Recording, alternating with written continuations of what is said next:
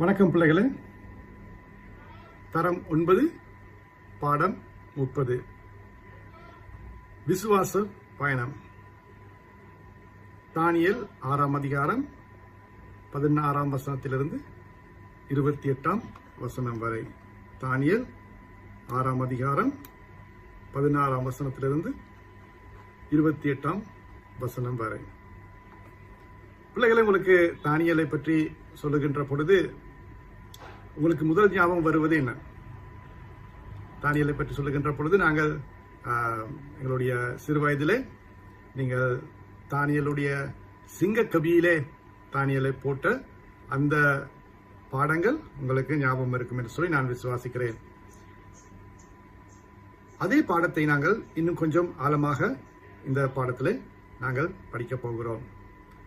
நீங்கள் தானியேல் 6ஆம் அதிகாரத்திலே நீங்கள் வாசித்துக் கொண்டு போனீர்கள் என்று சொன்னால் பிள்ளைகள், உங்களுக்கு தெரியும், இந்த தரியு ராஜாவுடைய காலத்தில் தானியேலை ராஜா என்ன செய்கிறான்?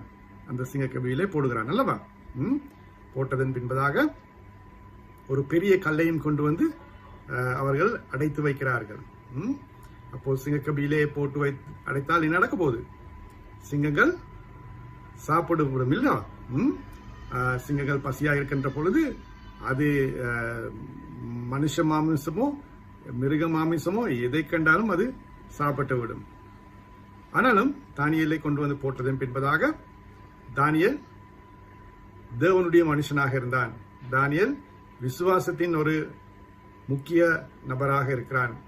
அதே போல நியாய பிரமாணங்களை நீதி வசனத்தின்படி அவன் வாழ்ந்தவனாக இருந்தான். எனவே தரியு ராஜா என்ன செய்கிறான்? மறுநாள் காலையிலே வந்து அவன் தானியேலை தேடுகிறான். தானியேலே, நீர் உயிரோடு இருக்கிறாயா என்று சொல்லி கூட பார்க்கிறான் அல்லவா? அதன் பின்பதாக நாங்கள் பார்க்கிறோம், தானியேல் சாட்சியாக கூறுகிறான்,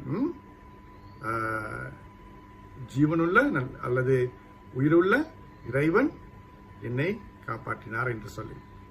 எனவே இதன் அடிப்படையிலே நாங்கள் பின்பதாக பார்க்கிறோம், யார் யார் இந்த சூழ்ச்சியை செய்தார்களோ தானியேலுக்கு, அவர்கள் அனைவரும் இந்த சிங்கக்கபியிலே போடப்பட்டார்கள். பிள்ளைகளை, நாங்கள் இந்த பாடத்திலே நாங்கள் படிக்க வேண்டிய ஒரு முக்கிய ஒரு சில காரியங்களை நாங்கள் இன்ற நாளிலே பார்க்க போகிறோம். இதில் முதலாவது காரியம் தான் பிள்ளைகளே, எல்லா சூழ்நிலைகளும் இறைவனுக்கு உண்மையாக இருப்பது. நாங்கள் பார்க்கிறோம், தானியேல் எந்த சூழ்நிலை வந்தாலும் கூட அவன் இறைவனோடு கொண்ட அந்த உடன்படிக்கை அல்லது பொருத்தனையின் அடிப்படையிலே அவன் அதை விட்டு மாறாமல் இருக்கிறான் அல்லவா? இதன் அடிப்படையிலே நாங்கள் பார்க்கிறோம், அதாவது இவன் இதை எவ்வாறாக செய்தான் என்று சொன்னால், இந்த தரியு ராஜா என்ன செய்கிறான்? அவன் ஒரு பிரதான கட்டளையை பிறப்பிக்கிறான். அந்த ராஜாவை தினசரி பிரார்த்தனை செய்யும்படியாக. ஆனாலும் இவன் அப்படி செய்கிறானா? இல்லை. இவன் தினசரி இறைவனுக்கு அவன் பிரார்த்தனை செய்கிறான் அல்லது ஜெபம் செய்கிறான். அவனுடைய தேவனோடு அவனுக்கு இருந்த அந்த உறவிலே எந்த விதமான மாற்றமும் ஏற்படவில்லை. வெளியரங்கமான கட்டளைகள் வந்தாலும் கூட அவன் இறைவனோடு இருந்த அந்த உண்மை தன்மையிலிருந்து அவன் தன்னை விலக்கிக் கொள்ளவில்லை. இரண்டாவது காரியம் பிள்ளைகளே, நாங்கள் வெளிப்புற அழுத்தங்கள் எப்படி இருந்தாலும் கூட, வெளிப்புற ரீதியாக அழுத்தங்கள் ஏற்பட்டாலும் கூட அந்த அழுத்தங்களை தாங்கிக் கொள்ளக்கூடிய அல்லது அந்த அழுத்தங்களுக்கு எதிர்மறையான காரியங்களை செய்யக்கூடிய திறன் எங்களுக்கு இருக்க வேண்டும். இப்போ தானியேலும் கூட அதைத்தான் செய்தான். அவன் பாராத விதத்தில் வெளிப்புறமான காரியங்கள் வந்த பொழுதும் அவன் இறைவனோடு இருந்த அந்த உண்மை தன்மையை விட்டு விலகினானா? இல்லை அல்லவா? அவனுக்கும் இறைவனுக்கும் அந்த இருதயத்திலே இருந்த தொடர்பிலே எந்த விதமான மாறுபாடும் இருக்கவில்லை. இதிலிருந்து நாங்கள் ஒரு காரியத்தை கற்றுக்கொள்கிறோம் பிள்ளைகளே. நாங்களும் சில நேரங்களிலே சந்தர்ப்ப சூழ்நிலைகளை எங்களை நாங்கள் மாற்றிக்கொள்ள வேண்டிய நேரங்கள் ஏற்படலாம். எங்களுக்கு பொய் சொல்ல வேண்டிய சந்தர்ப்பங்கள் ஏற்படலாம், அல்லது களவெடுக்க வேண்டிய சந்தர்ப்பங்கள் ஏற்படலாம், தவறான நண்பர்களோடு இருக்க வேண்டிய நிலைகள் ஏற்படலாம். ஆனாலும் கூட அவைகளை நாங்கள் விட்டு நாங்கள் இறைவனோடு இருக்கிற அந்த சரியான தொடர்பிலே நாங்கள் இணைந்து கொள்ள வேண்டும். நாங்கள் வெளிப்புறமான காரியங்கள் எங்களுக்கும் இறைவனுக்கும் உள்ள அந்த தொடர்பிலே எந்த விதமான தாக்கத்தையும் ஏற்படுத்த விட கூடாது. அதே போல பிள்ளைகளை நாங்கள் பார்க்கிறோம். மூன்றாவது காரியம்தான் நீதிமானாக இருப்பது. அதாவது ஒரு நியாயமிக்க ஒரு நீதிமானாக இருப்பது. நாங்கள் பார்க்கிறோம் இதில் அவனுக்கு தானியலுக்கு அவன் உண்மையாக கடைசி வரை இருந்தான். சில நேரங்களிலே நாங்கள் பார்க்கிறோம் எங்களுடைய வாழ்க்கையிலும் கூட நாங்கள் சில நேரங்களில் ஒரு காரியத்திலே நாங்கள் உண்மையா இருப்போம், ஒரு காரியத்திலே நாங்கள் உண்மை இல்லாதவர்களாக இருப்போம் அல்லவா? அப்ப தானியல் என்ன செய்கிறான்? அவன் தன்னுடைய இறுதி மூச்சு வரை அல்லது தன்னை கொன்று போட்டாலும் பரவாயில்லை என்று சொல்லி இறைவனுடைய அந்த நியாயத்திலே அவன் தங்கியிருக்கிறான். அதில் எந்த விதமான ஒரு தளர்ச்சியும் காட்டவில்லை அல்லவா? எனவே பிள்ளைகளை நாங்கள் சில நேரங்களில் எங்களுக்கு சில தாக்கங்கள் வருகின்ற பொழுது, நாங்கள் விழுந்து போகின்ற பொழுது நாங்கள் அதை விட்டு விடாமல் அதிலே தங்கி தரித்திருப்பது அது மிக முக்கியமானது. அது கடைசி வரை நாங்கள் தங்கி தரித்திருக்க வேண்டும். நாங்கள் சாதாரணமாக எங்களுடைய வாழ்க்கையில் அப்படி அல்லவா? நாங்கள் ஏதாவது நாங்கள் சைக்கிள் பழகிற நேரத்தில் நாங்கள் விழுந்திருப்போம் அல்லவா? நாங்கள் விழுந்த உடனே அப்படியே ஐயோ நாங்கள் விழுந்து விட்டோமே, இதுக்கு பிறகு எங்களுக்கு சைக்கிள் மிதிக்க முடியாது அப்படின்னு சொல்லி நாங்கள் விட்டு விடுவோமா? இல்லை அல்லவா? விழுந்த உடனே நாங்கள் மீண்டும் எழும்புகிறோம். எழும்பி மீண்டும் கடைசி வரை நாங்கள் அந்த சைக்கிளை நாங்கள் தனியாக ஓட்டி செல்லும் வரைக்கும் நாங்கள் அதை விட்டுவிட மாட்டோம் அல்லவா? அதே போல நேர்மையின் முக்கியத்துவம், நேர்மையாக இருப்பது. தானியல் எப்பொழுதுமே நேர்மையாக இருந்தான். அந்த நேர்மை அந்த அரசனுக்கு கூட அந்த நேர்மைக்கு விரோதமாக அல்லது அந்த நேர்மைக்கு எதிராக நிற்க முடியாமல் போனது. அந்த நேர்மையினுடைய குணாம்சம்தான் இறைவனோடு இருக்கின்ற அந்த விசுவாசம். எனவே இந்த நேர்மை எப்பொழுதுமே தலை தூக்கும் என்பார்கள் அல்லவா? அடுத்த காரியம் தான் பிள்ளைகளை நாங்கள் பார்க்கலாம். 4வது காரியம், தானியேல் நேர்மை உள்ளவனாக இருந்தான். அவன் நேர்மை உள்ளவனாக இருந்ததன் அடிப்படையிலே தான் அவன் இறைவனோடு இருக்கிற அந்த தொடர்பை அவன் விட்டு விடவில்லை. அரசன் எவ்வளவுதான் ஆணைகளை பிறப்பித்தாலும், அரசன் இவ்வளவுதான் இவனை தன்னுடைய வசப்படுத்தி கொண்டாலும் கூட, ஆனாலும் இவன் அந்த இறைவனோடு இருந்த அந்த தொடர்பிலே அவனுக்கு எந்த விதமான மாற்றமும் ஏற்படவில்லை. அவன் நேர்மை உள்ளவனாக இருந்தான். அவன் இறைவனோடு எடுத்துக்கொள்ளப்பட்ட அந்த பொருத்தனையிலிருந்து அவன் விட்டு விலகவில்லை. கடைசியில் என்ன நடக்கிறது? இறைவனுடைய நாமம் மகிமைப்படுகிறது இல்லை பிள்ளைகளை? நாங்களும் சில நேரங்களில் அப்படித்தான் பிள்ளைகளை என்ன செய்வோம்? நாங்கள் சில நேரங்களில் வாக்கு தத்தங்களை கொடுப்போம், நாங்கள் உறுதிமொழிகளை நாங்கள் கொடுப்போம். ஆனாலும் ஒரு சில காரியங்களை நாங்கள் சரியாக இருப்போம்.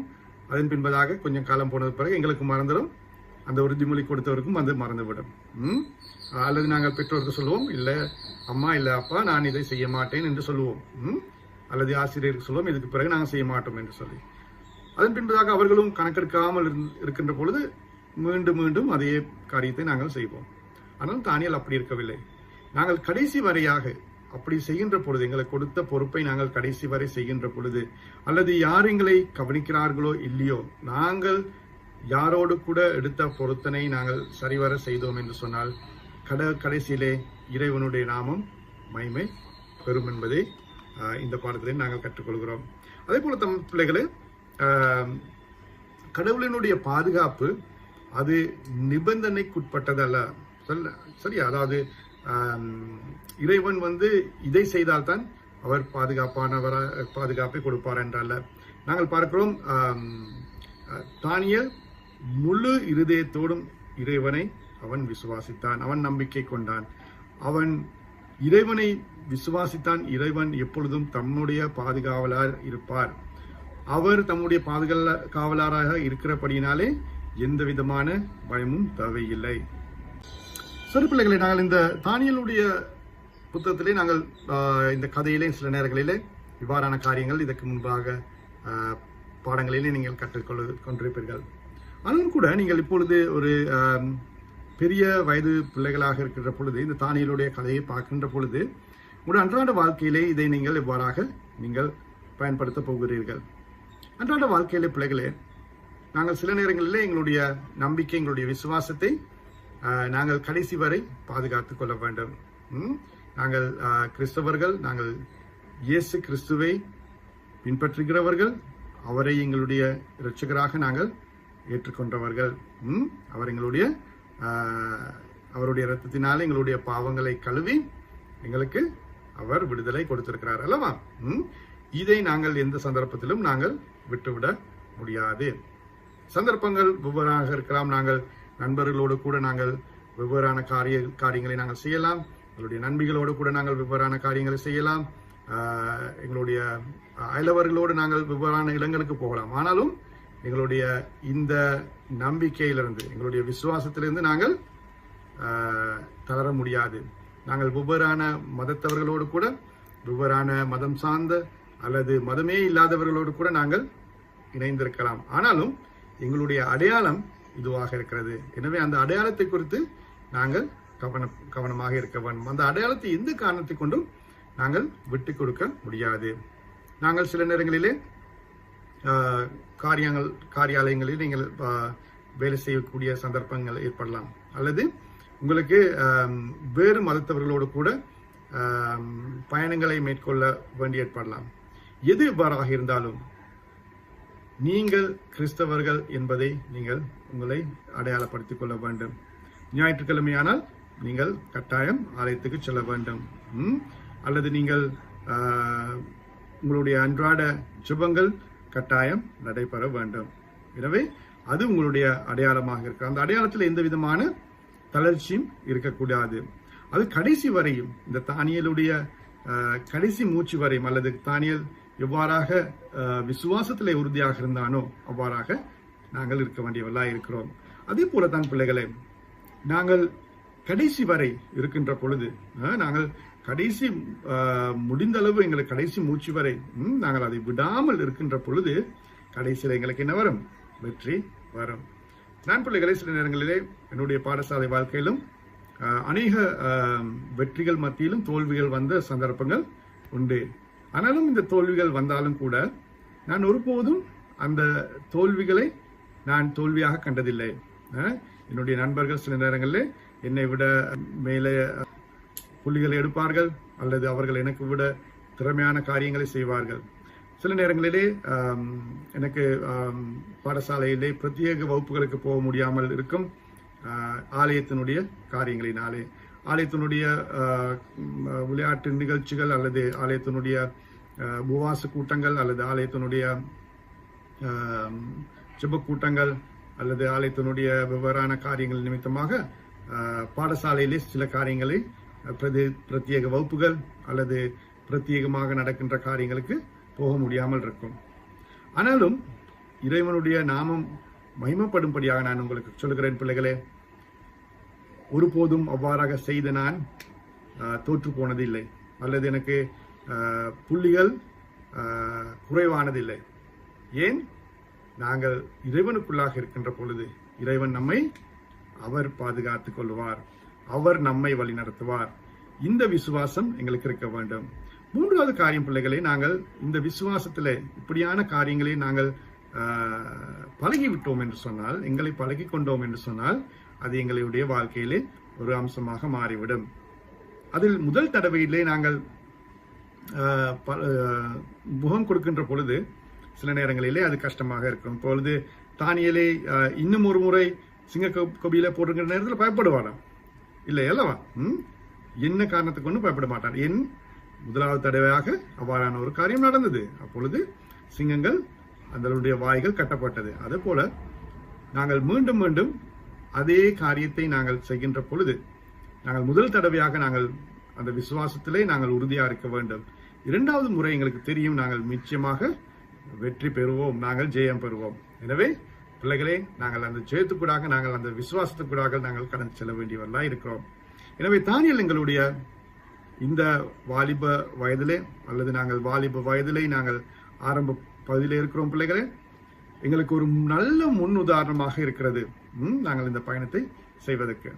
சரி, எனவே பிள்ளைகளே, நாங்கள் இந்த நாளிலே எங்களுடைய வீட்டு வேலையை பார்க்க போகிறோம். அதுதான் நீங்கள் இந்த தானியலுடைய இந்த நிகழ்வை நீங்கள் ஒரு நாடகமாக நீங்கள் நடித்து காட்டப் போகிறீர்கள். அரசரே, நீர் நீடூழி வாழ்க. என் கடவுள் தம் தூதரை அனுப்பி சிங்கங்களின் வாய்களை கட்டி போட்டார்.